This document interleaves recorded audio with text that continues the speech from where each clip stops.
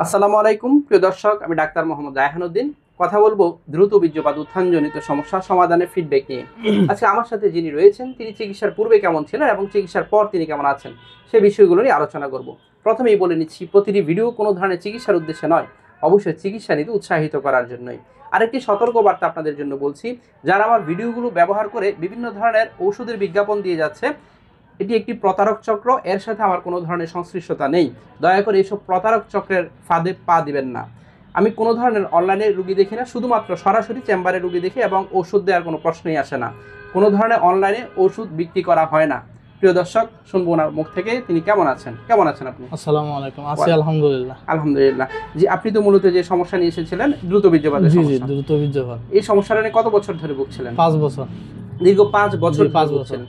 যখন এখানে এসেছিলেন চিকিৎসার পূর্বে তখন কেমন সময় পেতেন এবং 1 মিনিটের কম সময় হইতো। 1 মিনিটের মধ্যেই বীর্যপাত হয়ে যেত?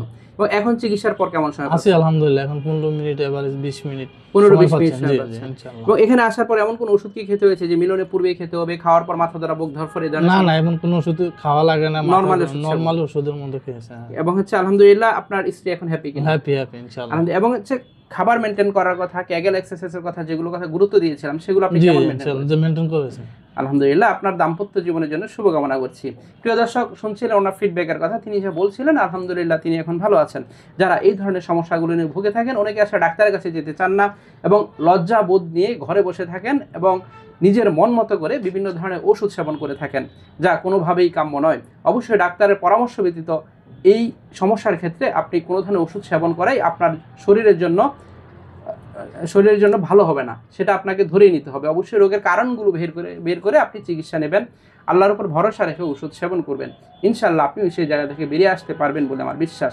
যারা আমার নিয়মিত ফেসবুক পেজটি এবং ইউটিউব চ্যানেলটি ফলো করে থাকেন তারা নিশ্চয়ই লক্ষ্য করেছেন প্রতিদিন আমরা নতুন নতুন ফিডব্যাক দিচ্ছি, নতুন নতুন জন এসে বলছেন ওনারা ভালো আছেন। তাহলে আপনি কেন নয়? অবশ্যই রোগের সঠিক কারণ বের করে চিকিৎসা নেওয়া উচিত। সকলকে ধন্যবাদ জানিয়ে শেষ করছি। আসসালামু আলাইকুম।